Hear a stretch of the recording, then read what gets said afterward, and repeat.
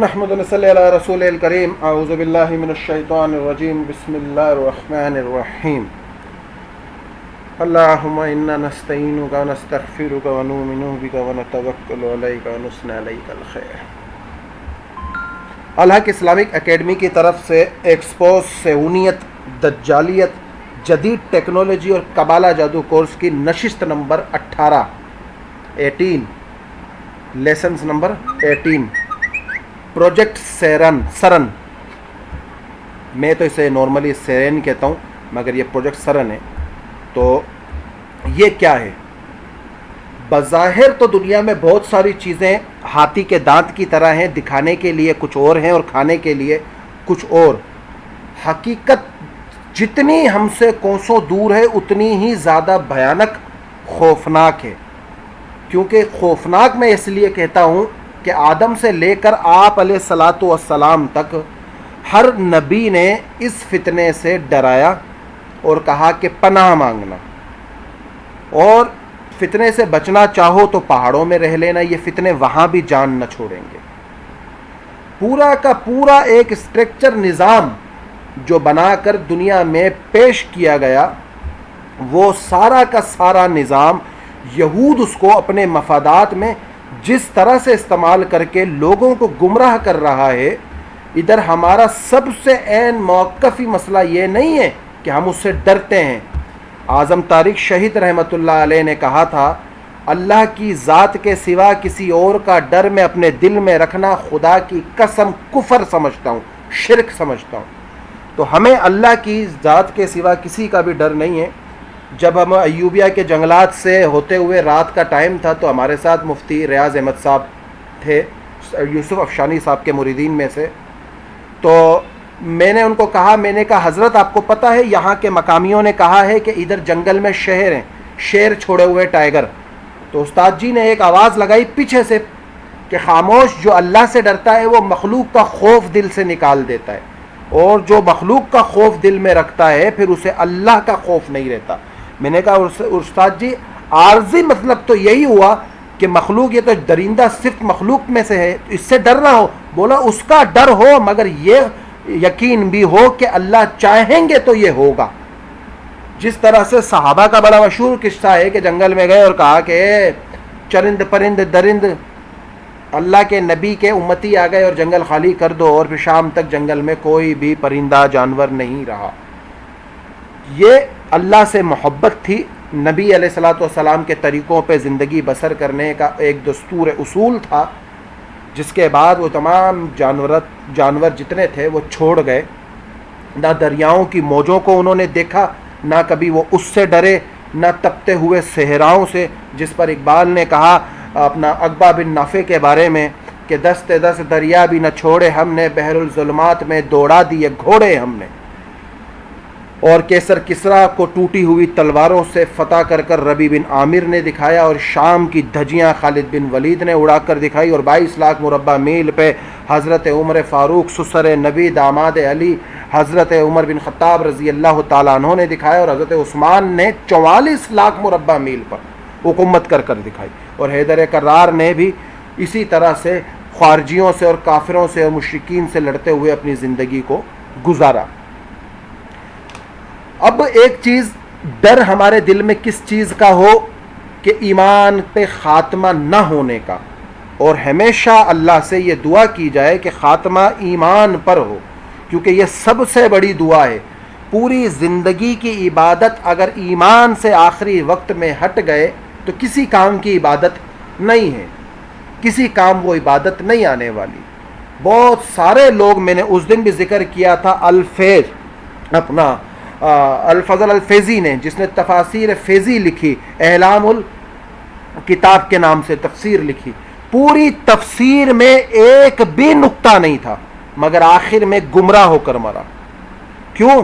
کیونکہ ذہن اس کا شیعت سے جڑ گیا، اور آہستہ آہستہ اکبر بادشاہ کے یہ واحد بندہ تھا جس نے اکبر بادشاہ کو دین الہی، دین اکبر کا مشورہ بھی دیا تھا، اور ملا دے پیازے اسی کے دور میں تھا، اور ملا دے پیازے نے جب اس کو لاجواب کیا۔ تفسیر فیضی لکھنے والا پوری واحد دنیا کی تفسیر ہے جس میں ایک نقطہ بھی نہیں ہے مگر یہ گمراہ ہو کر مرا۔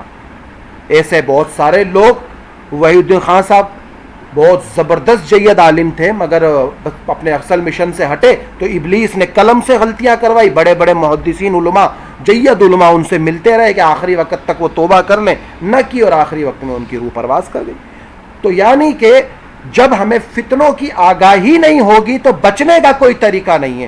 کبھی دنیا میں ایسا بیوقوف انسان، میں کھل کے بات اس لیے کر دیتا ہوں کیونکہ 17-18 سال سے لوگوں کو پیار سے سمجھا رہے ہیں تو بات سمجھ آتی نہیں ہے، تو اس لیے کھل کے بات سامنے رکھ دیتے ہیں کہ بھائی یہ طریقہ ہے. یہ اکثر پھر لوگوں کو شکایت یہ ہوتی ہے کہ استاد جی تھوڑا سا نرم انداز میں سمجھایا کریں. ہم کہتے ہیں کہ ہم تو نرم انداز میں سمجھا دیں گے. میرے شیخ محترم مولانا الیاس گمن کہتے ہیں کہ ہم تو نرم انداز میں سمجھا دیں گے، سامنے والا جو تمہیں گالیاں دے گا پھر تم برداشت نہیں کر پاؤ گے، کیونکہ تمہیں تو عادت ہوگی نرم انداز کی، نرم مزاج کی، گرم نرم ہلکے سے مزاج کی، کہ جی اچھا سا سمجھائیں، ڈانٹیں نہیں، پیار سے سمجھائیں، غصہ نہ کریں. اور پھر جب زمانہ تمہیں گالیاں دے گا، لوگ سوچتے ہیں کہ دیندار بننے کے بعد شاید زمانہ ہماری آرتیاں اتارے گا، ہماری پوجائیں کرے گا، ہمارے آگے پیچھے گھومے گا، پھول برسائے گا. یہ جو آج مولانا اعظم طارق شہید رحمۃ اللہ علیہ کے لڑکے، مولانا حق نواز جنگوی کے لڑکے، مولانا ضیاء رحمان فاروقی کے لڑکے ہمیں نظر آتے ہیں بیان کرنے کے لیے اور ان پر پھول برسائے جاتے ہیں، تو بظاہر تو ہمیں یہ لگتا ہے کہ جی ان کے تو بڑے مزے ہیں، انہوں نے جیلیں کاٹی ہیں دین کے لیے، انہوں نے تکلیفیں برداشت کی ہیں، ان کے والد محترم کو جلا وطن کیا گیا ہے، جلا شہر کیا گیا ہے، نکالا گیا ہے شہروں سے، جیلوں میں ہتکڑیاں ڈالی گئی ہیں. حضرت مولانا حق نواز جنگوی شہید رحمۃ اللہ علیہ نے کہا تھا کہ مجھے الف ننگا کر کے جنگ کی گلیوں میں گھسیٹا گیا، مجھے بیڑیاں پہنا کر پیٹا گیا، جس پر طاہر جنگوی صاحب نے 81 کے اندر کہا تھا کہ اسے حبشی کی مانند گھسیٹا گیا، اسے بیڑیاں پہنا کے پیٹا گیا، وہ دندناتا رہا، مسکراتا رہا، ظلم سہتا رہا اور بتاتا رہا. کیا بتاتا رہا؟ صحابہ کی دفاع اور صحابہ کے لیے مر مٹنے کا جذبہ وہ بیان کرتا رہا.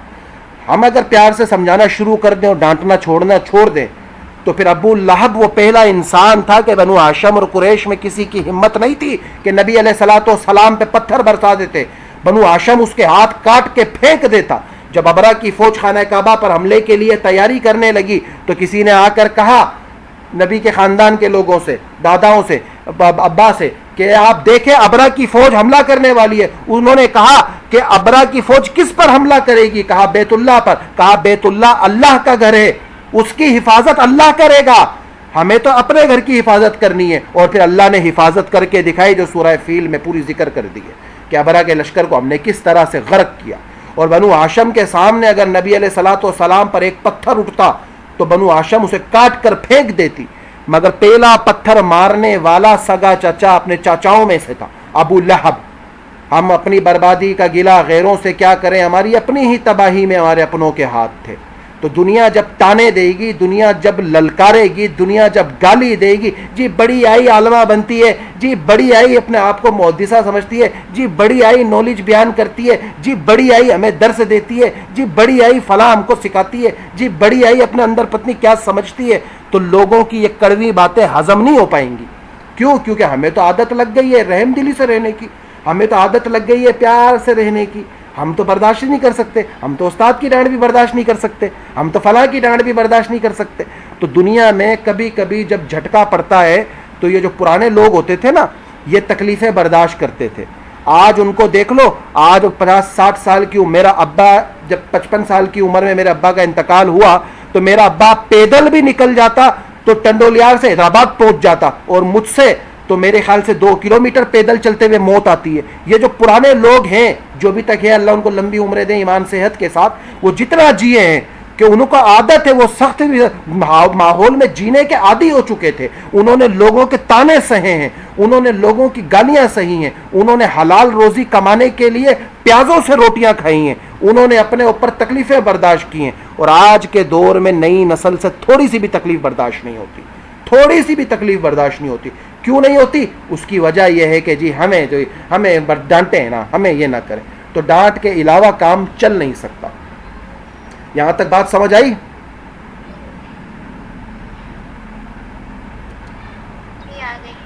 چلو جی، شکر ہے، ماشاءاللہ. استاد جی سمجھ آئی ہے میں آپ کو بعد میں سمجھاتا ہوں، آپ کے تو میں ابو سے بات کر کے پوری بات سمجھواتا ہوں، انور عباس صابی صاحب سے بعد میں. ہاں ابھی میوٹ پہ کریں، میرے پاس ٹائم کم ہے، میں نے بات پوری کرنے دیں، میں نے 9 بجے سے پہلے جانا ہے.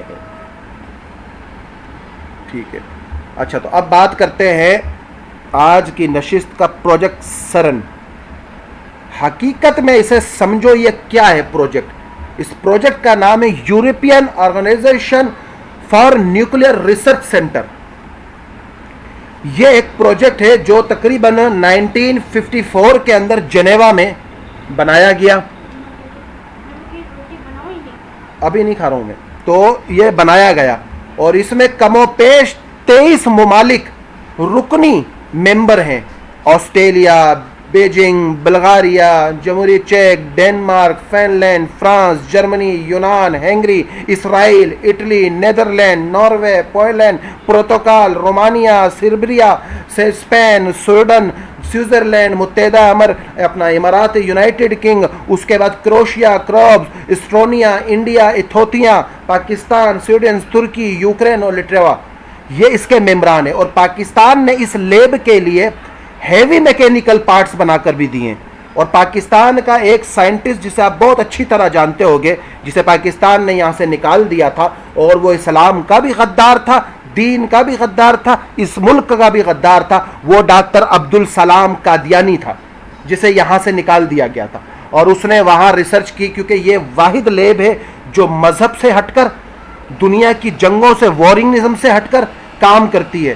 یعنی کہ وہ کام اگر دنیا میں نیوکلیئر وار بھی چھڑ جائے تو کوئی ملک اس لیب پر حملہ نہیں کرے گا. 27 کلومیٹر زیر زمین یہ لیب اپنے پارٹیکلز پر کام کرتی ہے.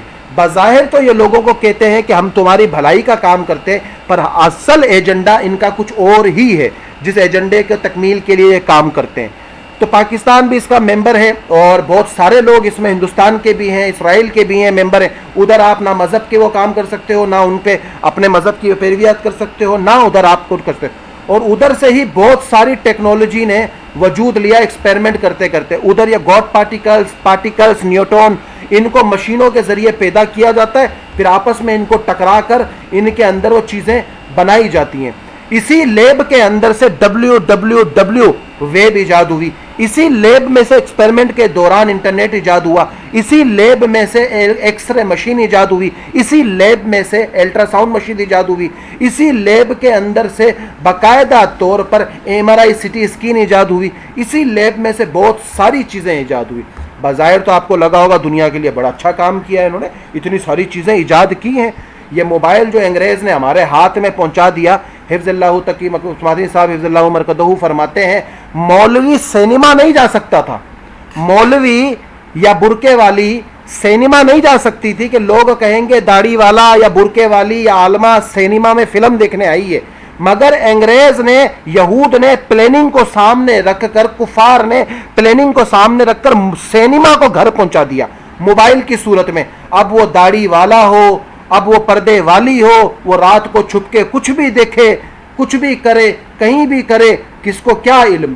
کیوں؟ اللہ اور وہ جانتا ہے، یا اس کے فرشتے جو لکھ رہے ہیں گناہ.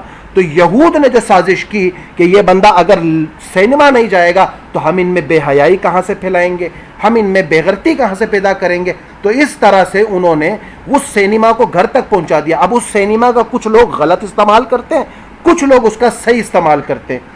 آپ کے ابو نے آپ کو ایک کار دلائی، آپ اس کار میں یونیورسٹیز جاؤ، کالجز جاؤ، مدرسے جاؤ، کسی کی مدد کرو، بہت اچھا کام ہے. مگر اسی کار کے اندر کوئی گرل فرینڈ بنا کے گھما رہا ہے، کوئی بوائے فرینڈ بنا کے گھما رہا ہے، تو یہ ابو کی عزت کے ساتھ بھی بغاوت ہے، اپنی عزت کے ساتھ بھی بغاوت ہے.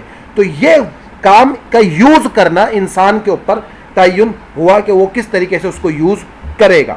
تو پروجیکٹ سرن نے تو بظاہر طور پر بہت اچھی چیزیں بنائی، مگر ان کا اصل مقصد یہ نہیں تھا، قطعاً یہ نہیں تھا. اصل مقصد تو ان کا دوسرے ڈائمنشن کے دروازے کھولنا تھا.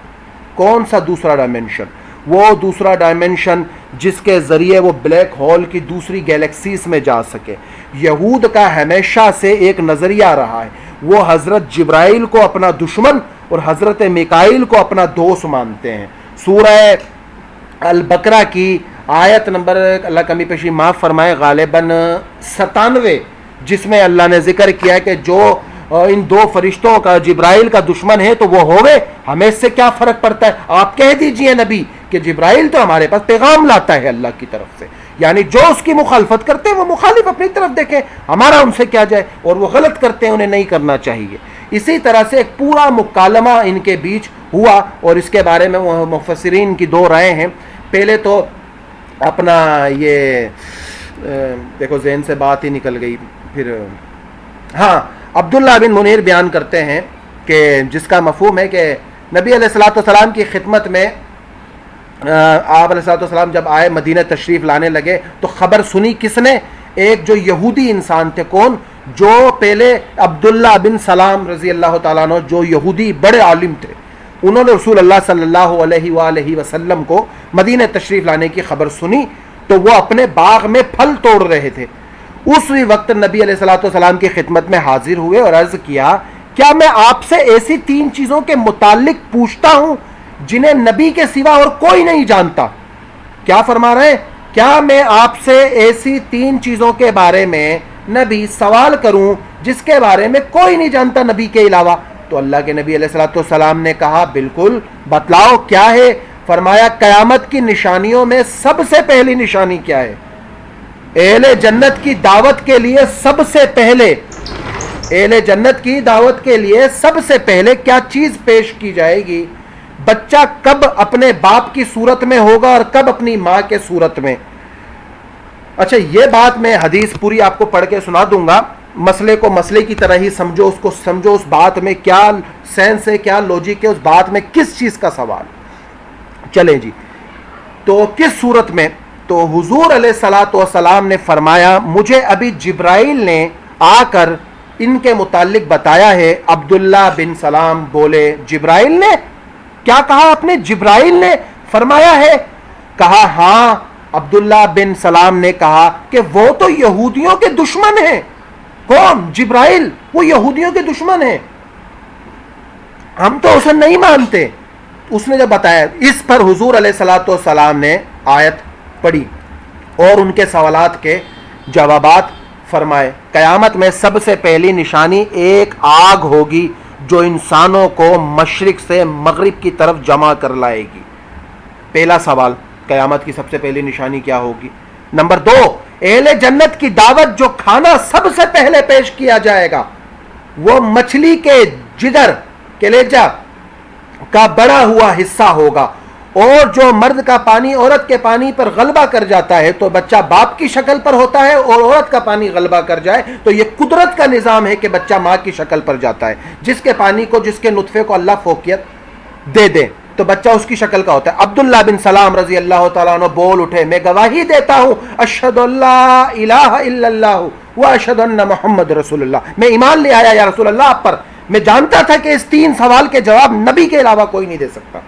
پھر عرض کیا یا رسول اللہ یہودی بڑی بہتان بازی قوم ہے، اگر اس سے پہلے آپ میرے متعلق ان سے کچھ پوچھیں، انہیں میرے اسلام کا پتہ چل گیا تو وہ بہتان تراشیاں شروع کر دیں گے۔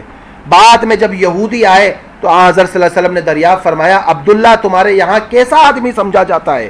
وہ کہنے لگے ہم میں سب سے بہتر کے بیٹے، ہمارے سردار کے بیٹے۔ آپ نے فرمایا اگر وہ اسلام لے آئے پھر تم کیا خیال ہوگا؟ کہنے لگے اللہ تعالیٰ اس سے انہیں پناہ میں رکھے، اللہ تعالیٰ ان سے پناہ میں رکھے۔ اتنے میں عبداللہ بن سلام نے ظاہر ہو کر کہا میں گواہی دیتا ہوں کہ اللہ کے رسول کے سوا کوئی معبود نہیں، اور میں گواہی دیتا ہوں محمد صلی اللہ علیہ وآلہ وسلم اللہ کے سچے رسول ہیں۔ وہی یہودی ان کے بارے میں کہنے لگے یہ ہم میں سے سب سے بدتر ہے، سب سے بدتر شخص کا بیٹا، اور اس کی توہین شروع کر دی۔ عبداللہ رضی اللہ تعالیٰ عنہ نے کہا یا رسول اللہ یہی وہ چیز تھی جس سے میں ڈرتا تھا۔ واقعے میں حضرت جبرائیل کا ذکر آیا، یعنی حدیث اور باب کے مطالعے میں جو حضرت جبرائیل کا ذکر آیا، یہودیوں کی حماقت تھی کہ وہ جبرائیل علیہ الصلوۃ والسلام فرشتے کو اپنا دشمن کہتے ہیں، حالانکہ فرشتے تو اللہ کے حکم کے تابع تھے کہ جب ان کو کہا جاتا تو وہی لے کر آؤ تو وہ وہی لے کر آتے۔ یہاں تک یہ حدیث سمجھ میں آئی؟ جی سر۔ آسان طریقے سے آ گئی توبہ؟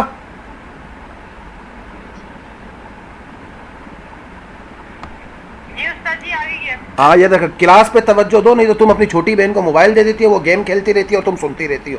کلاس پہ توجہ دیا کرو۔ نہیں وہ بالکل بھی موبائل نہیں دیکھ تھی۔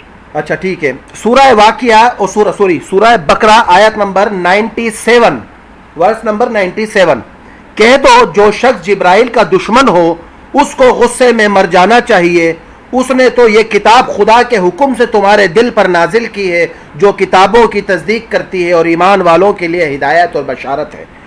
تفسیر ابن کثیر میں خصوصیات جبریل معجب امام جعفر طبری رحمۃ اللہ علیہ فرماتے ہیں اس پر مفکرین کا اتفاق ہے کہ جب یہودیوں نے حضرت جبرائیل کو اپنا دشمن اور میکائیل کو اپنا دوست مانا تو اس وقت ان کے جواب اس آیت میں نازل ہوئی، اس کے جواب میں۔ اور بعض کہتے ہیں کہ امر نبوت کے بارے میں جو گفتگو، اچھا ادھر دو نظریے ہیں۔ پہلا نظریہ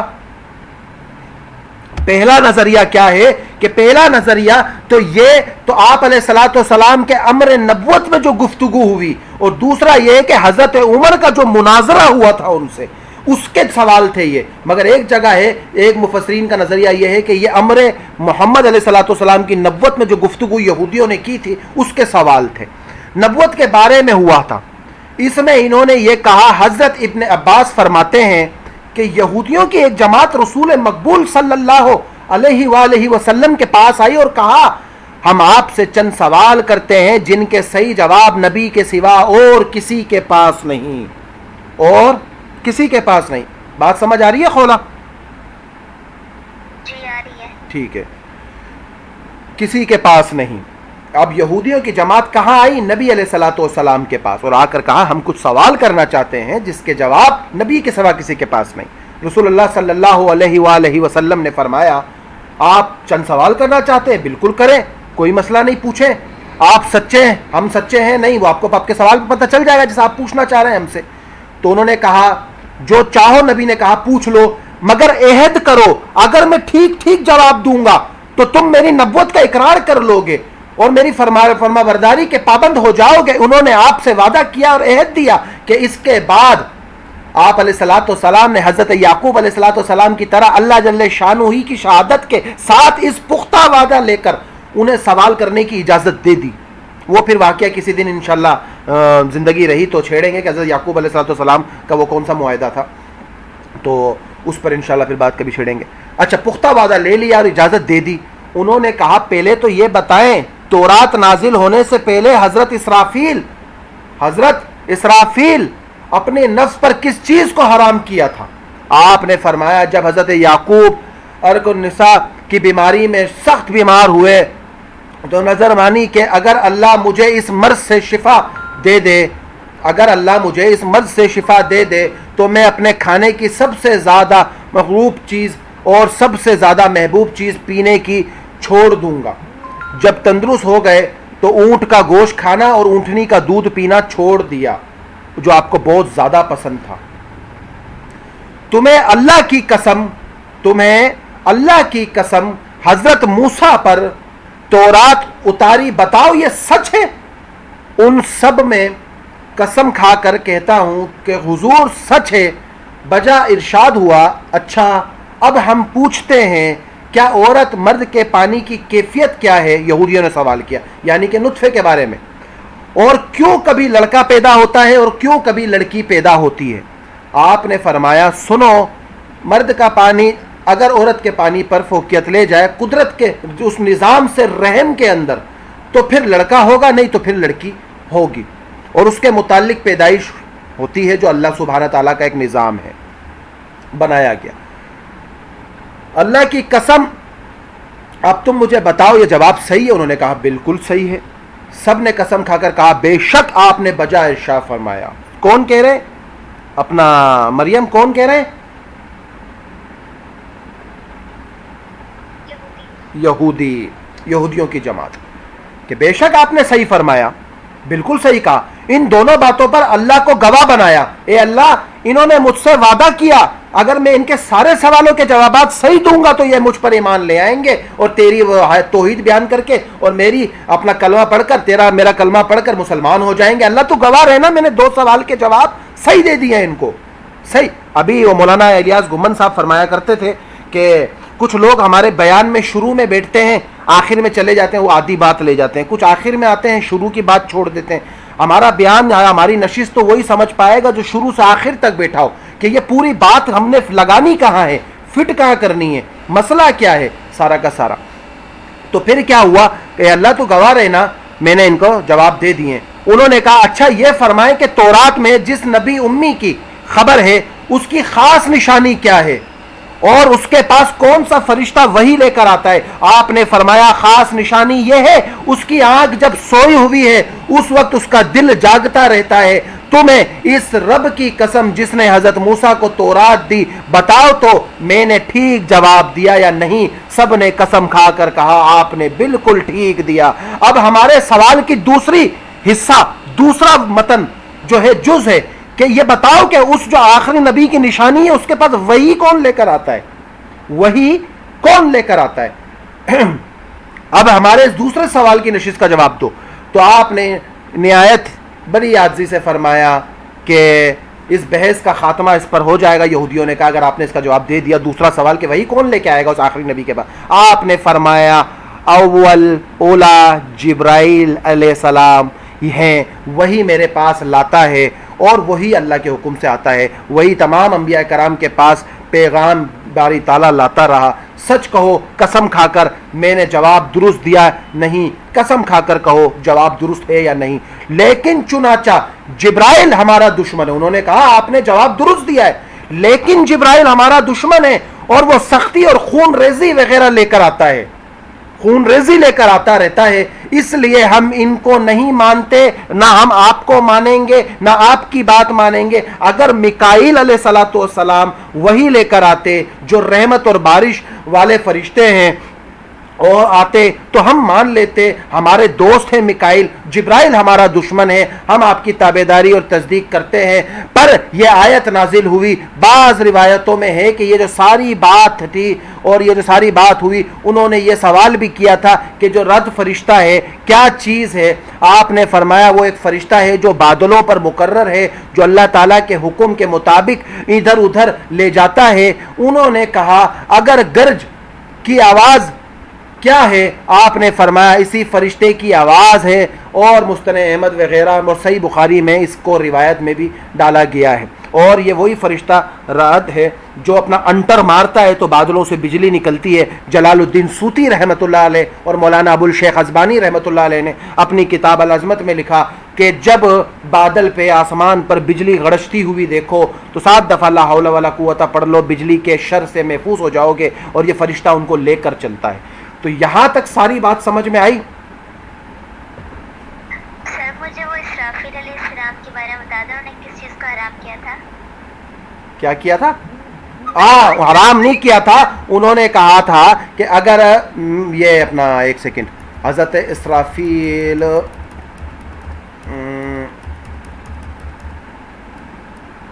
ان کو کون سی بیماری تھی جو انہوں نے کہا تھا کہ میں اللہ تعالیٰ اگر مجھے ارک النساء وہ کون سی تھی؟ اب یہ تو ابو سے پوچھنا, ڈاکٹر بتائیں گے. ارک النساء کی ایک بیماری ہوتی ہے, میرے کو جہاں تک آئی تھنک یاد ہے یہ کمر کی ایک درد کی بیماری ہوتی ہے نا, جوڑوں کی. ہاں ایمن,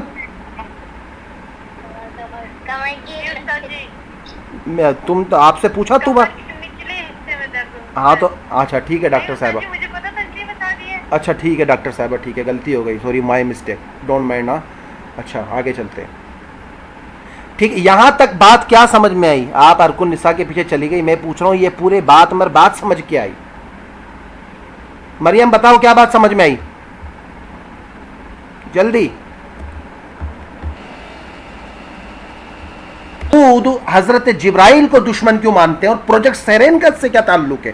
प्रोजेक्ट सरन दूसरे डायमेंशन के दरवाजे खोलने का एक प्रोजेक्ट है जिससे रूहानी दरवाजे खोलना चाहते हैं। और यहूद कहते हैं कि हम अगर वो दरवाजे खोल लें तो हम सबसे पहले हजरत जिब्राइल अलैहिस्सलाम को कत्ल कर देंगे, मार देंगे। और जिब्राइल सबसे मुकर्रब फरिश्तों में है वही के, और जब मुकर्रब फरिश्ता खत्म हो जाएगा तो फिर आर्टिफिशियल इंटेलिजेंस यानी कि एआई, हम एक मसनूई खुदा दुनिया में मुतारिफ करवा देंगे और फिर जिब्राइल का वजूद खत्म। अगर आप दज्जाल वाली हदीस उठाकर देखो तो उसमें आजूज माजूज जब सब कुछ काट देंगे जमीन पर तो आजूज माजूज कहेंगे ए जमीन वालों को तो हमने मार दिया, चलो अब आओ आसमान वालों को मारते हैं। वो आसमान की तरफ देखेंगे और अपने तीरों को फेंकेंगे, अल्लाह उनके तीरों को खून आलूदा करके जमीन पर गिरा देगा। आजूज माजूज कहेंगे चलो जी सुकून मिल गया, हमने आसमान वालों को भी मार दिया।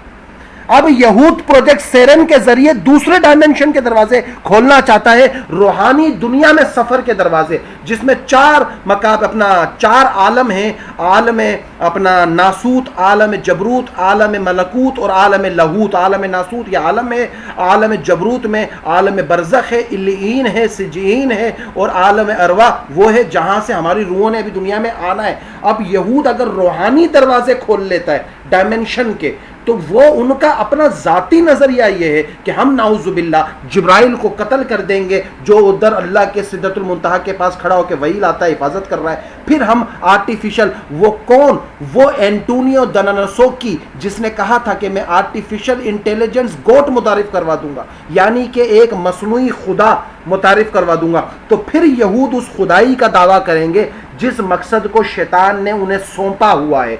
इसीलिए प्रोजेक्ट सेरन की आड़ में रूहानी डायमेंशन के दरवाजे खोले जाते हैं, पार्टिकल्स को टकराया जाता है, बनाया जाता है, इस पर काम किया जाता है और इस पर पूरी की पूरी तरतीब लेकर चला जाता है। अब आपको शायद ये इल्म में ना हो कि प्रोजेक्ट सेरन के सहन के अंदर बाकायदा अपना आदि शक्ति यानी कि महादेव की मूर्ति भी रखी हुई है जिसकी वहाँ वो पूजा भी करते हैं। बाकायदा प्रोजेक्ट सेरन में इल्यूमिनाटीज की ह्यूमन सैक्रिफाइस की बाकायदा तौर पर एक सेरेमनी की गई जिसमें बड़े बड़े प्रोफेसर, डॉक्टर, साइंटिस्ट, कोई बकरे की सींग लगाकर आया, कोई गाय की लगाकर आया और उधर लाकर बच्चे की कुर्बानी देकर ह्यूमन सैक्रिफाइस किया और शैतान के सामने वो बलि चढ़ाई गई। और इसकी वीडियो जब मंजर आम पर आई तो लोगों ने कहा नहीं जी ये तो ड्रामा है, सारा झूठ है, हमने तो ऐसी शो बनाया था। किसी ने कहा अगर शो बनाया था तो शो को इतनी ताक छांक से नहीं बनाया जाता कि एक एक चीज़ की आपने ख्याल रखी हो। इस पर मुझे याद दिलाइएगा प्रोजेक्ट सेरन की वीडियो और प्रोजेक्ट सेरन में ह्यूमन सैक्रिफाइस की वीडियो, ये दोनों मैं भेज दूंगा। और उसमें बाकायदा आदि शक्ति जो हिंदू जिसको मानते हैं महादेव, उनके पार्टिकल्स भी वहाँ काम करते हैं, उनके वर्कर्स भी हैं, साइंटिस्ट हैं। तो उन्होंने उसके सामने शैतान की मूर्तियों के सामने बाकायदा बच्चे की कुर्बानी वहाँ बलि दी। अब वो दूसरे डायमेंशन के जादू के ज़रिए दरवाजे खोलने के लिए लगे हुए हैं। जैसे कि मिसाल के तौर पे थोड़ी देर के लिए रूहानियत समझ लो कि तख्त बिल्कीस कौम सबा से पलक झपकते ही हज़रत दाऊद के सामने आ गया। इसी तरह से यहूद कहते हैं ये तमाम नाउजुबिल्ला जादू था, इसीलिए टेक्नोलॉजी जादू से जुड़ी हुई है, अलग कहीं नहीं है। इसीलिए वो जादू और टेक्नोलॉजी को इस्तेमाल करके वो दज्जाली मंसूबों पे काम करना उनका मेन बेसिक पॉइंट है जिसके ज़रिए वो लोगों को गुमराह करें। बज़ाहिर तो दिखता है कि बड़ी अच्छी अच्छी मशीनें बन रही हैं उधर, मगर हकीकतन वो दूसरे डायमेंशन के दरवाजे खोलना चाहते हैं और इसी वजह से वो इस प्रोजेक्ट पर काम कर रहे हैं। जब दूसरे डायमेंशन के दरवाजे खुल जाएंगे थोड़ी देर के लिए मान लो ये पॉसिबल भी हो जाता है क्योंकि जितनी तहकीक करोगे उतना इल्म होगा इंसान को। थोड़ी देर के लिए मान लो दरवाजे खुल जाए और एक तरफ यहूद आकर यह ऐलान कर दे देखो आज हम नाउजुबिल्ला माज़अल्लाह मुसलमानों के फरिश्तों को मारने आसमान से खून की बारिश होगी, और उसी वक्त वो आसमान पे ऐसे न बिजलियों के धमाके करें आर्टिफिशियल के ज़रिए, आर्टिफिशियल चीज़ों के ज़रिए, प्रोजेक्ट हार्प के ज़रिए, और आसमान से खून की बारिश गिरे। तो कम अकल लोग जो तो तोते का मान लेते हैं कि तोता किस्मत का हाल बताता है 5 रुपए का टोकन लेकर, और वो किस्मत का हाल नमाज़ों से और अल्लाह की तदबीर जो लिखी हुई है उससे नहीं मानते हम मानते हैं तोते से कि तोता बताता है, दीवार पे लिखा हुआ होता है बंगाली बाबा महबूब आपके कदमों में, सांस आपके कंट्रोल में, बहू आपके चरणों में। बंदे ठका ठक काल करके पूछते हैं हाँ बाबा सांस से बड़ी परेशान हो, बाबा बहू से बड़ी परेशान हूँ, बाबा महबूब मिल नहीं रहा। एक बंगाली बाबा का मैंने भी मैसेज पढ़ लिया, बंगाली बाबा ने बड़े बाबा दावे किए महबूब तड़पता हुआ आएगा। मैंने कहा तड़पते हुए को क्या मैं तेल लगा के खा लूँ, क्या करूँ, तड़पता वो तो चाहिए ही नहीं महबूब। मैंने कहा महबूब को छोड़ो बाबा मैं 1 लाख रुपए करके देता हूँ, हिंदुस्तान को तबाह कर दो। مان لو مثال کے طور پہ اسرائیل کو تباہ کر دو, پاکستان کے اندر سارے سیاستدان جو کرپٹ ہیں ان کو تباہ کر دو. بابا کا کوئی جواب ہی نہیں آیا. میں نے کہا بابا کیوں دنیا کو بیوقوف بنایا ہوا ہے تو نے, کیوں لوگوں کو بیوقوف بنا رہا ہے؟ اتنے کم عقل. ہندوستان بھی ہمارے لیے اتنا ہی اپنا عزت کا حامل ہے جتنا ہم اپنے ملک کی عزت کرتے ہیں. ہم تمام ملکوں کی عزت کرتے ہیں. اسرائیل سے ہمارا 36 کا آنکڑا ہے. کیوں؟ کیونکہ وہ مسلمانوں پر ظلم پہ ظلم کرتا چلا جا رہا ہے. اسی وجہ سے بہت سارے لوگ جو اتنی چیزوں پہ بہک جاتے ہیں, تو وہ خود سوچو جب آسمان سے بارش دیکھیں گے. یہ سائمین تو ہندوستان کی ہے, یہ جانتی ہوگی شاید, یہ 1958 کے اندر غالباً یا 1952 کے 32 کے اندر کرلا کے اندر خون کی بارش ہوئی تھی باقاعدہ. ہاں ٹھیک ہے, 1957 کرلا میں سرخ بارش کا واقعہ, خون کی بارش کا واقعہ تھا, جو سوموار 15 جولائی 1957 کو اپنا ملال آباد کے ونڈا ضلع کے علاقے میں پیش آیا. آسمان سے کیرلا ہندوستان میں خون کی بارش ہوئی, لال رنگ کی بارش خون کی. اور 25 جولائی 23 دسمبر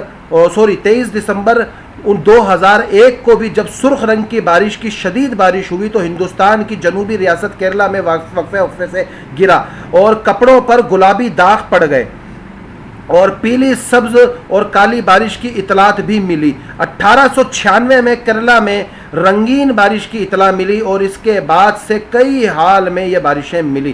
بارش کے پانی کے نمونے جب لیے گئے تو یا طے کیا گیا کہ اس کو لیب میں ٹیسٹ کروائے جائیں کہ اس میں کیا ہے. میں ہلکی مائکروسکوپ میں امتحان کے بعد ابتدائی 2001 طور پر یہ خیال کیا گیا کہ بارش کا رنگ ایک فرضی پھٹنے سے ہوا ہے, یعنی کہ کوئی شعاعیں ہیں جس کے پھٹنے سے یہ رنگ پیش ہوا ہے. لیکن حکومت ہند کی طرف سے شروع کی گئی ایک تحقیق نے یہ نتیجہ اخذ کیا کہ بارشوں کا رنگ ہوا سے نکلنے والی بزیوں سے اور ہوا جینٹ سے مقامی طور پر بدلتا ہے. اب یعنی کہنے کا مطلب یہ ہے, یہ کرلا میں یہ واقعہ ہوا ہے. اب کہنے کا مطلب یہ ہے کہ اگر یہ مثال کے طور پر ایک انسان یہودی منظر عام پر آ کر یہ کہہ دے کہ اب دیکھو ہم آسمان سے فرشتے مار دیں گے, اور اللہ کے بندو اس میں سمجھ آنے والی بات کیا نہیں ہوتی مجھے یہ بتاؤ. آج بارش کے قطرے گرے تو سن تو لو, ارے سن تو لو, بارش کے قطرے جب گرے لوگوں نے کپڑے دھوئے ہوئے تھے, تاروں پہ ٹنگے ہوئے تھے. لال رنگ جب سوکھتا ہے تو سوکھنے کے بعد اس کا کلر لال تو نہیں رہتا, یا تو ہلکا پنک سا ہو جاتا ہے, یا ہلکا گلابی, یا ہلکا سا براؤن سا ہو جاتا ہے. تو اسی طرح سے وہ قطرے سوکھے, پنک اور گلابی وہ ایک ہی ہے, دونوں طرف سے جانا. وہی فرق ہے جو تمہیں لال اور پنک میں سمجھ میں نہیں آیا.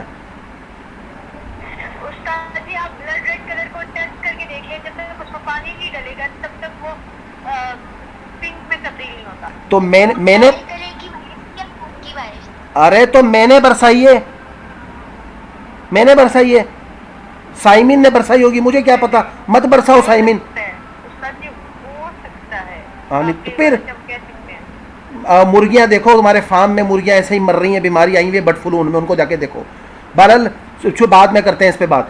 تو وہ جو قطرے گرے تو انہوں نے کیا کہا کہ ہم نے جب دیکھا تو اس کے کپڑوں پہ گلابی رنگ پائے تھے. اب تک تو یہی سوال نہیں ہوا کہ یہ قطرے آئے کیسے لال رنگ کے, تو وہ پنک ہو جائے یا گلابی ہو جائے یا لال نیلے ہو جائے یا ہرے پیلے ہو جائے, اس سے کیا فرق پڑتا ہے وہ. مگر آگے پورا بطن کیا تھا اس کا کہ کئی جگہوں سے یہ اطلاعات ملی ہے کہ رنگ برنگی بارشیں ہوئی ہیں کئی جگہوں سے, اور کئی جگہ کہرے پیلی ہوئی ہے. پوری بات آپ لوگ سنتے نہیں ہو, آدھی بات سن لیتے ہو, پھر اس پہ وہ آبجیکشن لگا کے میٹھے پکوڑوں کی طرح بیٹھ جاتے ہو, جیسے بارش میں کوئی چائے کی پیالی کے ساتھ 2 پکوڑے کھا رہا ہو.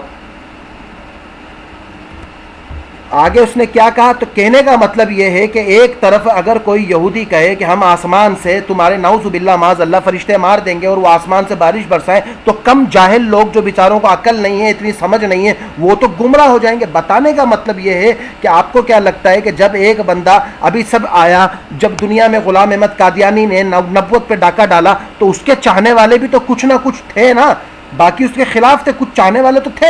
تو جب بھی کوئی نئی تحریک آتی ہے, کوئی نیا نظریہ آتا ہے, اس کے ماننے والے بھی پیدا ہو جاتے ہیں, اس کے مخالف بھی پیدا ہو جاتے ہیں. تو اسی وجہ سے یہ پورا ایک طریقہ کار تھا جس کو وہ لے کر چلے اور طریقہ کار دکھایا کہ بھئی یہ مسئلہ ہے, یہ چیز ہے, یہ ایسے ایسے ہوا. تو آج کی نشست پروجیکٹ سرن کی یہیں ختم کرتے ہیں. اس کی ویڈیو اور کرلا کی بارش کی ویڈیو کوشش کروں گا مل جائے, نہیں تو اس کا آرٹیکل, 2 چیزیں. اور تیسرا کیا تھا سوال, حضرت جبرائیل علیہ السلام, نہیں وہ نہیں تھا, تیسرا سوال کیا تھا اپنا وہ ایمن؟